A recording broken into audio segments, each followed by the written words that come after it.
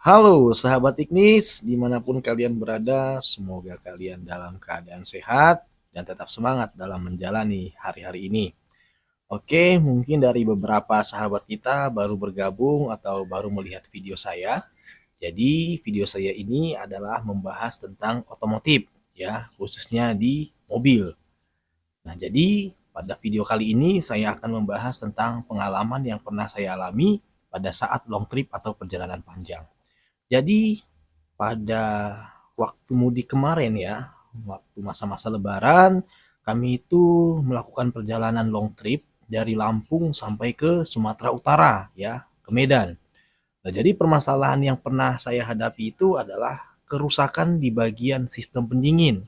Ya, apa saja itu? Simak video berikut ini. Oke, jadi begini ya, sahabat Ignis. Pada saat kami melakukan long trip itu, saya selalu melakukan pengecekan ya, khususnya pada sistem pendingin atau radiator. Nah, jadi pada saat kami melakukan pemberhentian pertama, yaitu di Jalan Tol Trans Sumatera ya, menuju Palembang, kami berhenti di salah satu pemberhentian ya, yang mana pada saat saya melakukan pengecekan ya di bagian reservoir atau di tangki air radiator itu ternyata kosong ya, kosong, dan saya melihat kok ada panas yang tidak normal ya. Artinya dia sedikit berasap di bagian radiator ya atau sistem pendinginnya. Nah, dan untungnya saya itu selalu ready ya, selalu membawa perlengkapan ya atau persediaan baik itu minyak rem dan juga air radiator. Ya, jadi saya selalu membawa air radiator ketika saya ingin melakukan perjalanan panjang. Oke, nah singkat cerita ya, sampailah kami di Medan. Nah, jadi ketika perjalanan kami dari Lampung sampai ke Medan, kami itu menghabiskan 1 galon ya atau 5 liter air radiator. Ya, bayangkan sahabat. Ya, selama kami perjalanan itu menghabiskan 1 galon coolant. Nah, jadi saya di situ sudah wanti-wanti ya apa yang terjadi. Nah, yang pertama saya lakukan setelah sampai di Medan itu melakukan penggantian ini ya, melakukan penggantian tutup radiator. Yang saya kira tutup radiator ini rusak ya. Dan ternyata setelah melakukan penggantian itu tidak ada pengaruhnya ya. Sama saja kan begitu.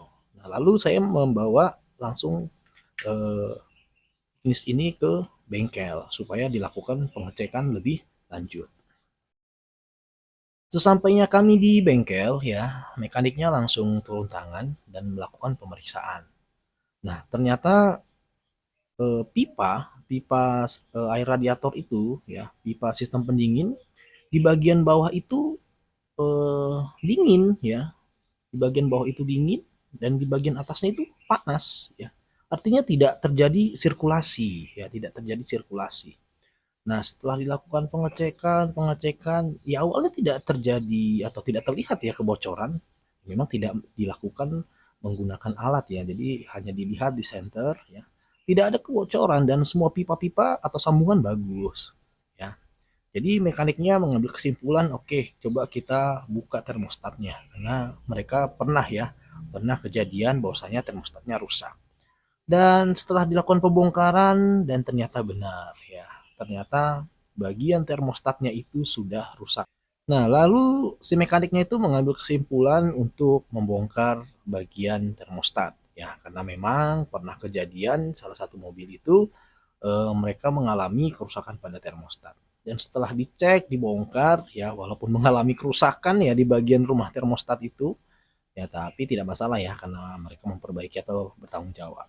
Nah, setelah dibongkar dan dicek ternyata ya memang betul ya, termostat daripada Ignis kita ini sudah rusak ya, dia tidak bekerja lagi secara normal. Yang mana cara kerjanya ini kan ketika mesin sudah berada di suhu normal dia atau suhu optimalnya, dia harus membuka, yang artinya dia harus melakukan sirkulasi. Nah, ternyata ini menutup ya, menutup sehingga air radiator itu buntu ya, atau dia hanya melalui bypass. Ya, artinya air radiator yang di dalam mesin itu tidak didinginkan melalui radiator. Oke. Nah, setelah dilakukan perbaikan pada rumah termostat tadi yang pecah tadi ya, artinya termostat tidak lagi digunakan karena kebetulan di wilayah saya ya, di tempat saya itu kemarin tidak ready spare partnya. Jadi mekaniknya mengatakan ya udah kita lepas saja dulu, sesampainya di Lampung ya boleh dipasang kembali. Oke, jadi tidak masalah sebenarnya. Nah, setelah itu dipasang, dilakukan uji coba ya, eh, dibawa ke pegunungan ya, di daerah kami kan pegunungan ya, khususnya di Tarutung. Nah, itu ternyata tidak ada masalah lagi ya, tidak ada masalah. Namun ketika saya bawa pulang, keesokan harinya saya melakukan perjalanan, ya memang tidak perjalanan panjang ya, hanya di sekitaran Tarutung. Ternyata terjadi lagi ya, artinya eh, malah lampu indikatornya menyala ya, lampu indikatornya menyala. Saya heran apa yang terjadi. Nah, saya kembali lagi ke bengkel, dicek dan ternyata sesampainya saya di sana ya, terlihatlah rembesan pada radiator. Dan ternyata radiator kita itu bocor ya, sahabat Ignis. Nah, oke ya, ini ya sahabat Ignis ya. Ini radiator yang saya ceritakan tadi ya. Jadi radiator yang saat ini berada di Ignis saya itu sudah radiator yang baru ya. Ya cukup mahal ya, di angka hampir 2 jutaan ya ini. Nah, jadi kerusakannya itu berada di bagian lower tank ya, di bagian lower tanknya ini. Dan saya tanya apakah ini masih bisa diperbaiki ya kebocorannya, atau mungkin dipatri, ternyata tidak ya. Karena memang bahannya ini bukan terbuat dari aluminium atau ya besi, tidak ya. Tapi ini terbuat dari seperti plastik melamin ya, terbuat dari plastik melamin yang mana ketika sudah terjadi kebocoran ya udah tidak bisa lagi dilakukan eh, perbaikan, ya harus diganti begitu ya. Nah, jadi ini langsung diganti satu gelondolan seperti ini tuh. Ya, tipis ya. Inilah radiator Ignis, tipis. Ya, ringan ya, ringan. Bahannya ini, bawahnya ini bukan dari plat, tetapi terbuat dari melamin ya. Ini dia. Tuh. Oke, nah jadi bagaimana keadaan Ignis kita saat ini ya? Keadaan Ignis kita baik-baik saja ya, walaupun tidak menggunakan termostat. Apa dampaknya pada kendaraan atau mobil kita? Ya, yang pasti dia akan lambat ya, dia akan lambat mencapai suhu kerja normalnya pada saat pagi hari. Itu saja sih. Boros tidak? Ya, kalau dibilang boros, yang tidak terlalu signifikan ya untuk borosnya. Malah dia ketika kita melakukan perjalanan mungkin ya sekitaran 50 kilometer gitu ya, dia ya enak aja, enteng, karena ya udah di los kan gitu ya. Artinya sirkulasi daripada air radiator itu ya, air pendingin itu langsung ya gitu, tidak ada jeda. Itu saja yang bisa saya berikan ya, pengalaman saya untuk saat ini.